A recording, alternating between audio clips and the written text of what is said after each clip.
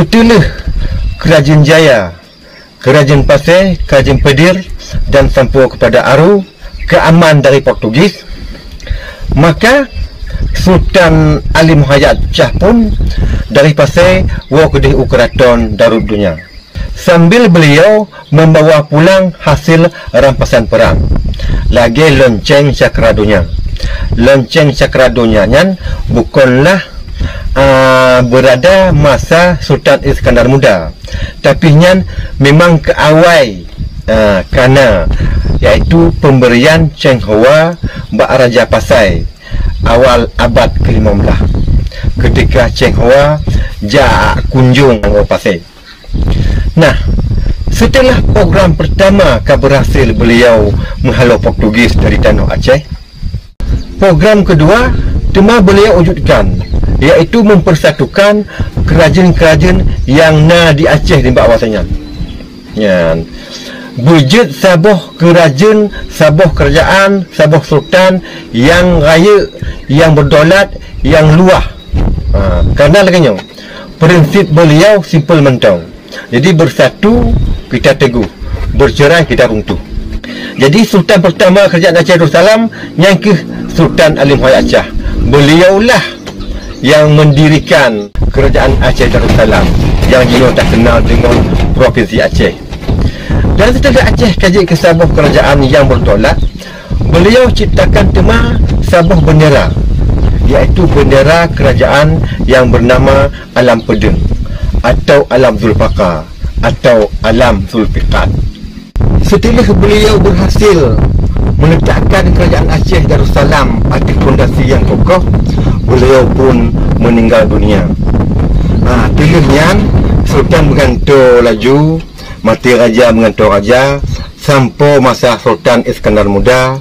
Masa Iskandar Muda, naik kerajaan tetap nanyan, bendera tetap benderanya. Cuma waktu Sultan Iskandar Muda memimpin Aceh, beliau mampu dibangun lom Aceh lebih makmur dan sanggup berperluas kerajaan sampai sepertiga Sumateranya. Leh Sultan Iskandar Muda wafat, menggantung tema melintai kopnyan, iaitu Sultan Iskandar Sani. Leh mangkat Iskandar Sani duk tema ke Sultan Aceh, iaitu anak kandung dari Sultan Iskandar Muda, iaitu Sultanah Sri Tajul Alam Safiatuddin Shah Johan berdaulat. Waktu Safiatuddin berkuasa, kerajaan Aceh semakin gemilang lom. Hingga masa emas kerajaan Aceh tercatat, iaitu pada 3 buah zaman, iaitu pada masa zaman Sultan Ali Muhayyad Shah, dan pada masa zaman Sultan Iskandar Muda, dan pada zaman masa Sultanah Sri Safiatuddin Johan Shah berdaulat. Hingga leh Safiatuddin mangkat, menggantolom tema Sultanah sampai bak Sultanah Kemalat Shah.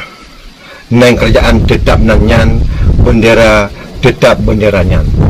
Hingga setelah Sultanah Kemalat Shah dimakzulkan, menggantung tema Sultan dari kalangan turunan Habib. Hingga tu masa abad Perang Saudara, hingga sampai abad kedatangan Belanda 1870. Naik kerajaan mantong, naik kerajaan nyan, bendera pih mantong, bendera Alam Pedeng nyan. Sebelum zaman Belanda tahun 1870, Sultan masanya bernama Sultan Mahmud Shah, dan beliau meninggal tahun 1870 di pagar air karena wabah kolera. Lenyan menggantung tema Sultan Lom, iaitu Sultan Muhammad Daud Shah. Naik kerajaan mantong nanyan, bendera mantong bendera Alam Pedeng nyan. Tema waktu agresi Belanda kedua, baru bendera Alam Pedeng nyan hana dibipeile. Jadi tak cerita bacut tentang Belanda mendarat ke Aceh. Agresi pertama bak bulan Maret tahun 1870. Agresi Belanda pertamanya, Belanda kalah telak sampai jeneral besar mereka mati, iaitu Jeneral Kohler, mati ditimbak oleh pasukan pejuang Aceh di Lim Raya. Hingga Belanda-Belanda yang hana tengok resiko mati, laju dipelongcot tapak diwa kedih ubat tapia. Si kurang bulan tu mahalnya diadakan lom agresi kedua oleh Belanda itu awal Desember 1870.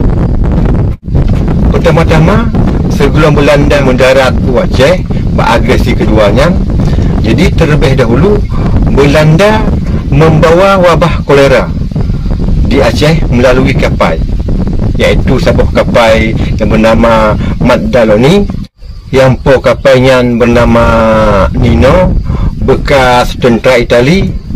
Pertama Belanda ingin disewa mentong kapalnya, tapi kerana tawaran Mahaitat maka diperblokir laju kapal si Nino nya bak Belanda.